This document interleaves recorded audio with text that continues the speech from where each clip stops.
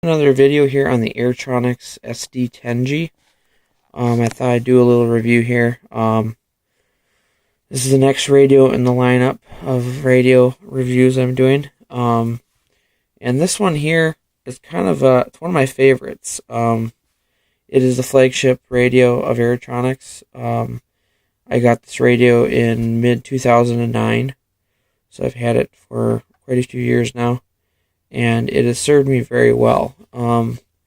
It's extremely powerful on the programming end. Other than the lack of telemetry, it is, even to this day, currently very competitive, and is still one of the faster frequency transmissions out there as far as low latency systems. So it's very fast.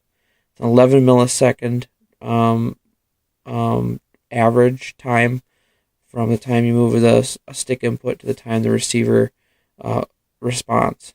And it is as fast as I think just under 7 milliseconds, but it averages right around 11 for speed. It's a full 10 channels, and it pretty much has everything that you would ever would need practically in the hobby. First things first, it's a little bit larger size radio. It's got a little bit of weight to it. It's not as light as the JR or even the Spectrum. It's a little bit heavier, I think, than the Spectrum. A couple things on the radio here. The grip is, I got small hands, and the grip, it does feel good in my hands. Some people complain that it's too big. They have a hard time getting the sticks to reach all the way in the corners. I don't find it too bad. I think it's not too cumbersome. It's got a really interesting contour on the back side of the radio. They really kind of had a different approach to the ergonomics on this radio. Kind of some unusual curves and contours on it. Trainer jacks in the back here, and then underneath this door, which is kind of a unique design, they have these little switches to open up the battery door. Let's see here. I gotta open them up. It's kind of hard to do with one hand. And then the battery door opens up.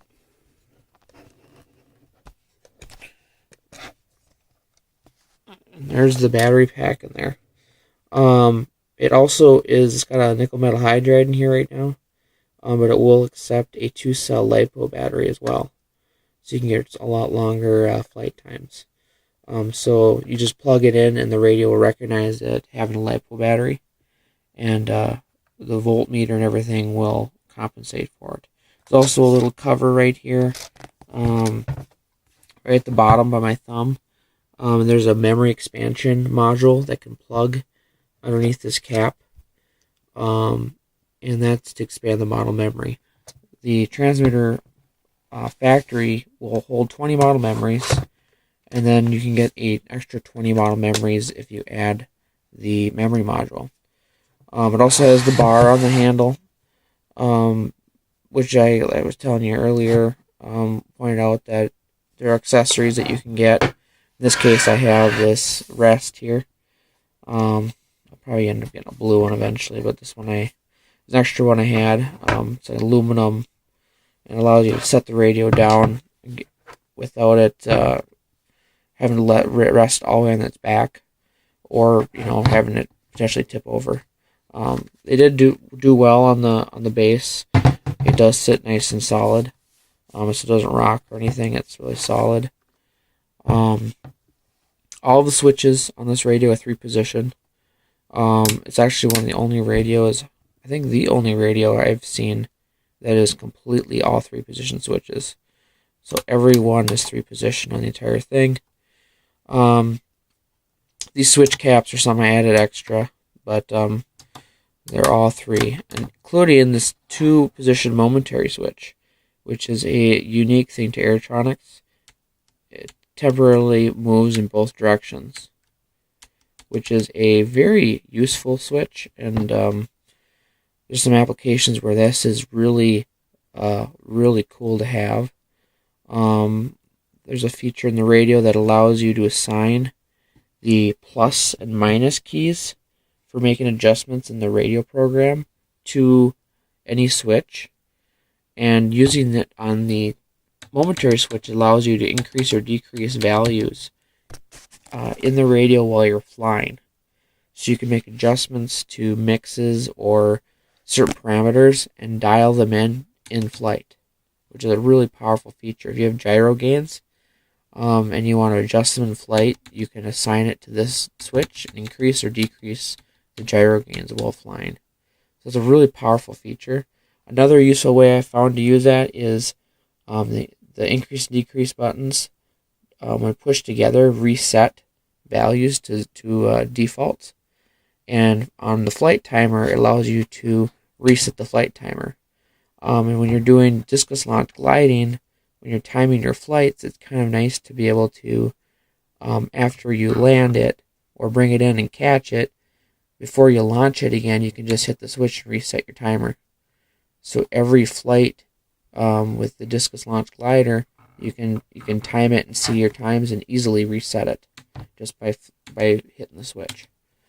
So that's the beautiful part about the way Airtronics does their programming. It's very open-ended, which means you can do things many different ways because the way they formatted the programming in the radio. The sticks on this Airtronics is quite honestly one of the smoothest if not the smoothest radio I've had. And I compare this even to the Jetty for smoothness on the sticks. They are absolutely butter smooth. I don't know how Airtronics got, sticks with conventional design to be this smooth. Compared to, the Jetty with the Hall sensors and technically having only the bearings as friction. These things are as smooth, if not smoother, than the Jetty. And maybe it's just, maybe it's just me, but they feel so butter smooth. I mean, they're just so nice. That's one thing that they really did well, is really high quality gimbals. They are plastic, they're not CNC machine, but boy are they nice. Once again, the trims are in the right positions. Airtronics does the best on this as far as position these trims where they're easy to reach. They did a great job on that. There's also two auxiliary trims here. Then there's a cap here and here for adding an extra switch up here, and also another knob like this one here. They made that an extra option. There's also two very cool extra little buttons here that are also assignable. Temporary, buttons here. Nice for turning on LEDs or throttle hold on a twin engine plane. You're tuning one engine, you hold the left one, you can then hold the right engine. All kinds of neat ways to use these. You can use them so you can activate a function by using both buttons at the same time. I don't see other radios having these extra buttons here. So these are an extra kind of bonus with the Airtronics radio. Also, everything is numbered. So the switch positions are all numbered, and that's how you assign functions to them.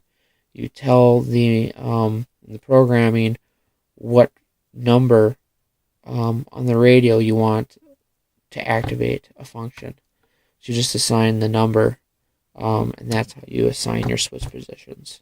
So it's completely programmable, and even more so than others because you can program this switch and this switch to activate the same function.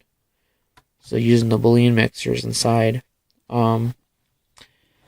What else? Navigation is really easy. In fact, it's one of the most intuitive I think I've used. And I know it doesn't have the roller select or the thumb wheels, but I really prefer the push buttons. To me, it's really fast and quick and very intuitive. Your yes and increase button, and your no decrease button, your flight mode button, and your end button. To back out of your screens, the enter button enters you into your screens.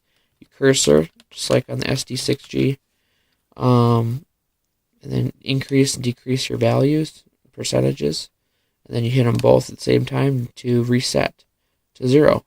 And then there's a flight mode button here to change through your flight modes to make it a little faster to program without flipping your flight mode switches. Another thing unique to Airtronics is this 1, 2, 3 button here. These are quick model select buttons. So how this works is if you hold down the button while turning on the power switch, it will activate a different model out of the memory. You can assign any one of the model setups to these 3 buttons. And how this was originally thought of by Airtronics was the competition pilots and gliders were, there's certain competitions where you can have multiple, let's see here, I got a flight mode active. Oh, that's the one I needed right there. There was a competition where if you lose a model or crashed one, there's like almost like a relay where you could grab another model from the pits and launch another one. A lot of the guys are fiddling trying to find their model memory in their radio. This basically saves you valuable time in a competition if you're doing a sort of relay or a competition that requires you or allows you to change models during the competition. This is the fastest way to do it, and competitions have been won just by this feature alone, because they developed it for the competition pilots. So it's also kind of handy if you're going to go to fly and you have 2 or 3 of your favorite models. You can just quickly assign it in the software to the first and second ones you're going to be flying for the day, and you can kind of get to them quicker that way. So that's how those buttons ended up on here. That's all those do. And then another neat feature is the display button. It turns on the interface without turning on an RF. So this power switch is off, but when I hit the display button, I get power to the computer part of the radio. And then I can just turn the power switch on. Now it's putting an RF. Now it's beeping because I got a flight mode active, but the lights will come on. And so it's kind of handy because you can save your battery while you're messing around with the programming, not draining your battery down so quickly.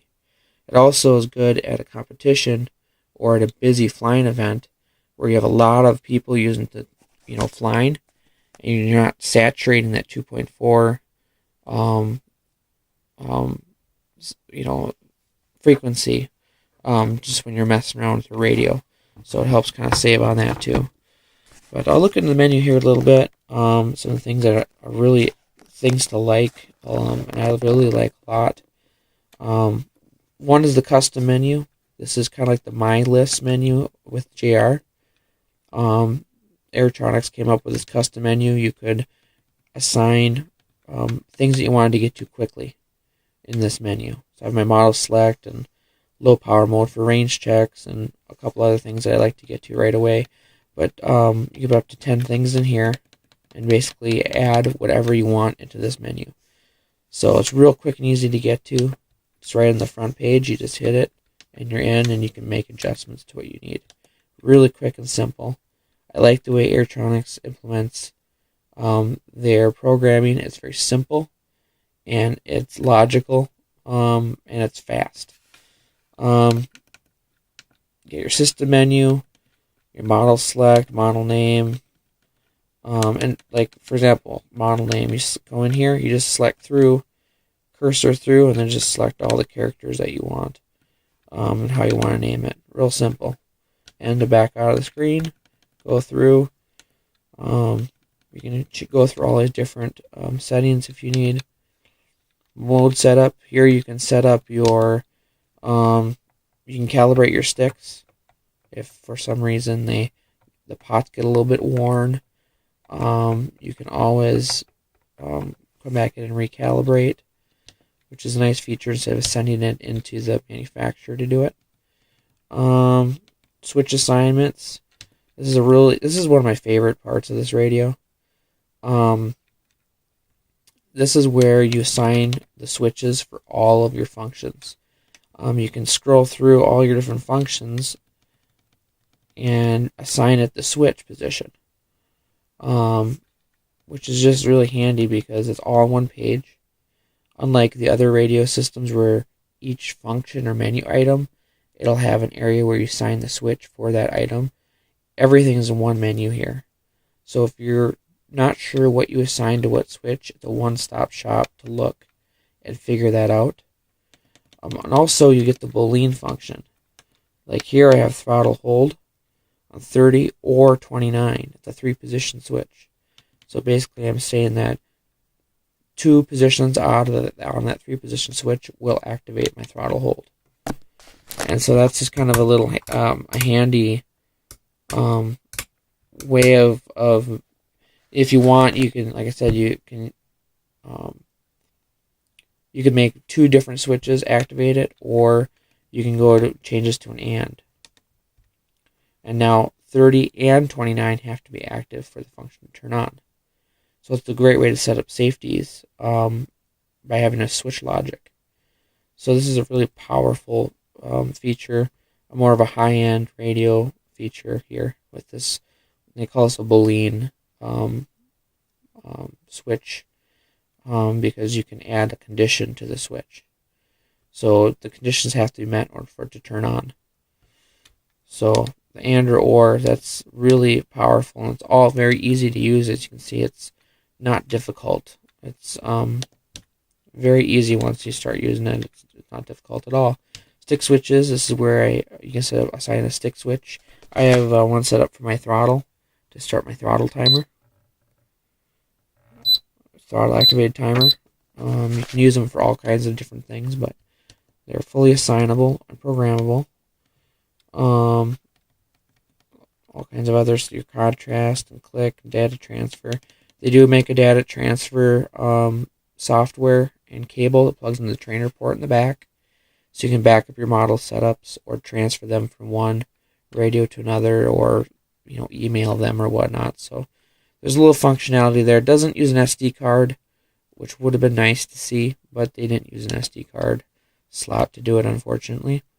Surface menu is where you set all your servo, reversing and center and EPA, and they kind of use a spreadsheet format, which I really like. It's the only radio I've seen that uses a spreadsheet like this. It makes going through your settings very easy and quick. Normally these would be separate menu options. They would be back somewhere in one of these menus. Just be like reversing and endpoint adjustment, and it would be in here. But instead, they just put them all together in the spreadsheet. So when you're dialing in your channels, it's very easy to do. And there's also some more advanced functions in that menu as well. Flight mode is where you have all your real powerful programming features. You have your dual rates with curves and your expos, throttle curves. And you get an unlimited amount. I mean, not unlimited, but you get up to like 5 throttle curves. Let's see here, throttle hold, throttle cut. A bunch of channel delays. You can slow down any channel.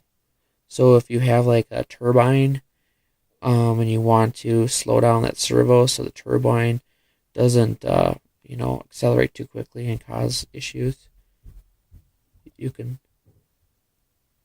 slow it down, which is pretty neat. There's a bunch of those delays in here. There's also, you can also cross trim, just like I was showing on the Spectrum. You can basically change the trims and swap them from one side to the other. And the mixing, there's compensation mixers, which are fully programmable. I'll have to make a separate video on that. And a bunch of pre-assigned mixers. So there's a whole bunch of those as well. Flight mode copy, naming. You can name your flight modes, which is nice to be able to identify what they are. And then flight mode delay. This is a really powerful function here. Allows you to slow down the response from one flight mode to another. So let's say you have a different throttle curve on your quad and you switch flight modes. Because of that change of throttle curve, you might get like a hop in the throttle response of the quad. This would actually smooth that out so you wouldn't get that hop when you change flight modes. So once again, a really powerful feature. Not a lot of radios have this. The real high-end ones will, but Definitely it's nice to see such a powerful and flexible flight mode delay on this radio. So, let's see what else is the main screen. Shows your flight time, current flight mode. I got my acro, hold mode, and stable mode. So that's just kind of some of the programming on it. Like I said, it doesn't have the telemetry or the voice stuff, but other than that, the mixing and the ability to program anything anywhere on this radio is really good. And that's why I guess it's just been a favorite radio of mine, is the programming, how easy it is to navigate.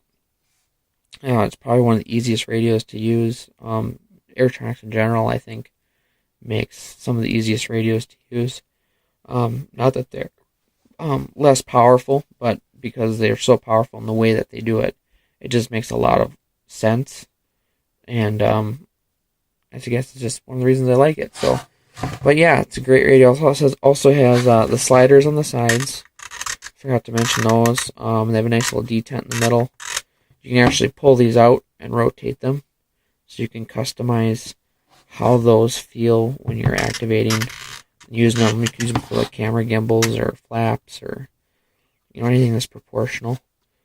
But yeah, that's the Airtronics SD-10G, and like I said, it's been a very good radio, very reliable. I've flown a lot with it, and I've never had any link issues or crashes or loss of signal with their system. It's been completely 100% reliable, and yeah, it's a great radio.